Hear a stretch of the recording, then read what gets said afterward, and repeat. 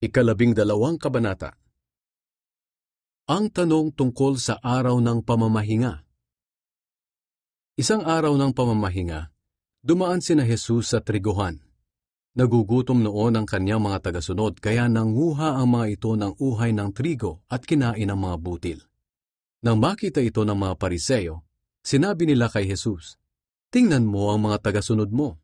Ginagawa nila ang ipinagbabawal sa araw ng pamamahinga." Sinagot sila ni Jesus, "Hindi ba ninyo nabasa sa kasulatan ang ginawa ni David nang magutom siya at ang mga kasamahan niya?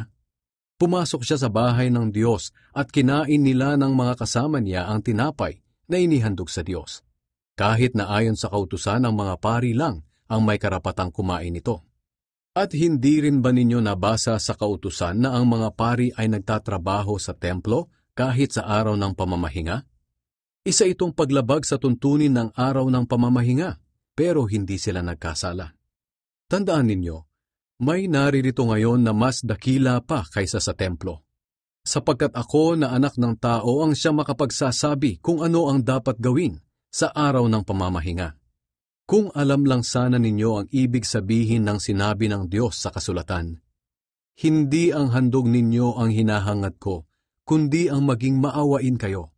Hindi sana ninyo hinatulan ang mga taong walang kasalanan.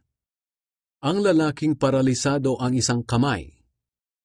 Mula sa lugar na yon, pumunta si Jesus sa sambahan ng mga Hudyo. May lalaki roon na paralisado ang isang kamay. Naroroon din ang mga Pariseo na naghahanap ng maipaparatang kay Jesus. Kaya tinanong nila si Jesus, "Ipinapahintulot ba ng kautusan na magpagaling sa araw ng pamamahinga?" Sinabi ni Jesus sa kanila, "Kung mahulog ang tupa ninyo sa isang balon sa araw ng pamamahinga, pababayaan na lang ba ninyo? Siyempre iaahon ninyo, hindi ba? Ngunit mas mahalaga ang tao kaysa sa tupa. Kaya ipinapahintulot ng kautusan ang paggawa ng mabuti sa araw ng pamamahinga." Pagkatapos, sinabi ni Jesus sa lalaking paralisado ang kamay, "Iunat mo ang iyong kamay." Iniunat nga ng lalaki ang kanyang kamay at gumaling ito. Lumabas naman ang mga Pariseo at nagplano kung paano nila ipapapatay si Jesus. Ang piniling lingkod ng Diyos. Nang malaman ni Jesus ang plano ng mga Pariseo, umalis siya roon. Marami ang sumunod sa kanya at pinagaling niya ang lahat ng may sakit. Pero pinagbilinan niya silang huwag ipaalam sa iba kung sino siya.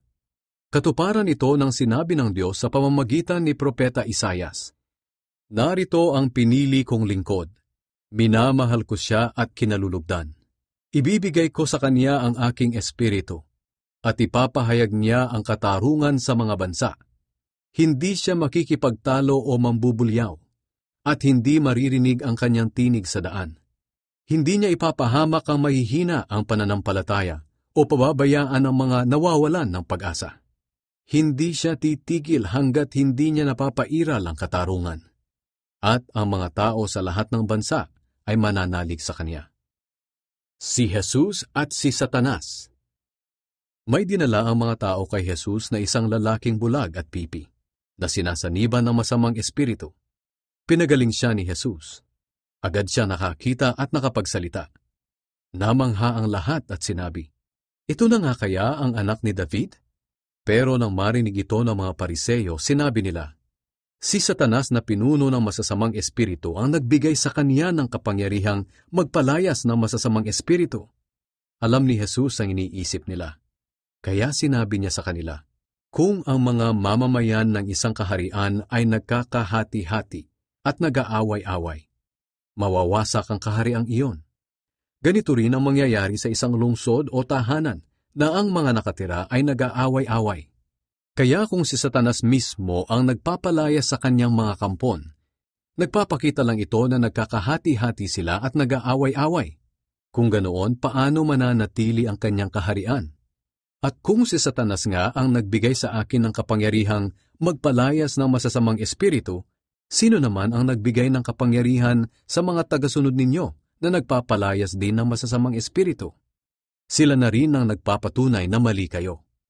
Ngayon, kung nagpapalayas ako ng masasamang espiritu sa pamamagitan ng espiritu ng Diyos, nangangahulugan ito na dumating na sa inyo ang paghahari ng Diyos. Hindi maaaring pasukin ng magnanakaw ang bahay ng malakas na tao kung hindi muna niya ito gagapusin. Ngunit kapag naigapos na niya, maaari na niyang nakawan ang bahay nito. Ang hindi kampi sa akin ay laban sa akin, at ang hindi tumutulong sa aking pagtitipon ay nagkakalat. Sinasabi ko sa inyo na ang lahat ng kasalanan, pati na ang paglapastangan sa Diyos ay mapapatawad. Ngunit ang paglapastangan sa banal na Espiritu ay hindi mapapatawad. Ang sinumang magsalita ng masama laban sa akin na anak ng tao ay mapapatawad.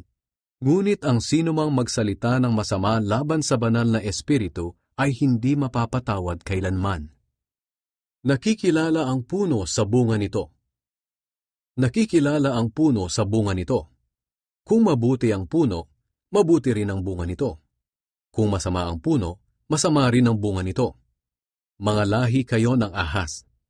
Paano kayo makakapagsalita ng mabuti gayong masasama kayo? Sapagkat kung ano ang laman ng puso ng isang tao, ito ang lumalabas sa kaniyang bibig. Ang mabuting tao ay nagsasalita ng mabuti, dahil puno ng kabutihan ang kanyang puso. Pero ang masamang tao ay nagsasalita ng masama, dahil puno ng kasamaan ang kanyang puso.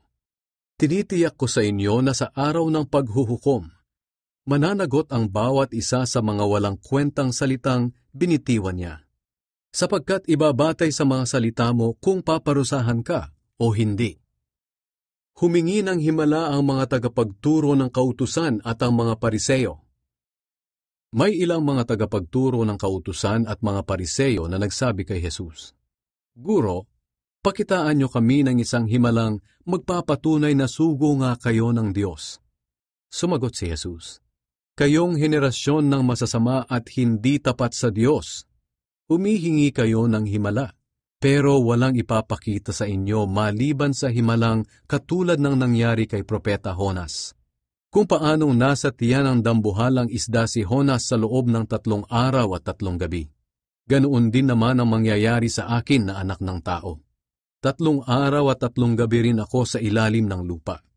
Sa araw ng paghuhukom, tatayo ang mga taga-Ninive at kukondenahin ang henerasyong ito, dahil nagsisi sila ng mangaral sa kanila si Jonas. At ngayon, narito ang higit pa kay Jonas, na nangangaral sa inyo, pero ayaw niyong magsisi. Maging ang reyna ng timog ay tatayo rin, at kukondenahin ang henerasyong ito, sapagkat nanggaling pa siya sa napakalayong lugar para makinig sa karunungan ni Solomon. At ngayon, narito ang higit pa kay Solomon, pero ayaw ninyong makinig sa kanya. Ang pagbabalik ng masamang espiritu. Kapag lumabas ang masamang espiritu sa tao, gumagala ito sa mga tuyong lugar upang maghanap ng mapagpapahingahan. At kung wala siyang matagpuan, iisipin na lang niyang bumalik sa kanyang pinanggalingan. At kung sa kanyang pagbabalik ay makita niya itong walang naninirahan, malinis at maayos ang lahat, aalis siya at tatawag ng 7 pang espiritu na mas masama kaysa sa kanya. Papasok sila sa taong iyon at doon maninirahan. Kaya lalo pang sasama ang kalagayan ng taong iyon kaysa sa dati. Ganyan din ang mangyayari sa masamang henerasyong ito. Ang ina at mga kapatid ni Jesus. Habang nagsasalita pa si Jesus sa mga tao, dumating ang ina niya at mga kapatid. Naghihintay sila sa labas at gusto nila siyang makausap. May nagsabi sa kanya, "Nasa labas po ang inyong ina at mga kapatid at gusto kayong makausap." Sumagot si Jesus, "Sino ang aking ina at mga kapatid?" Itinuro niya ang mga tagasunod niya at sinabi, "Ito ang aking ina at mga kapatid. Sapagkat ang sinumang sumusunod sa kalooban ng aking Ama sa langit, ang siya kong ina at mga kapatid."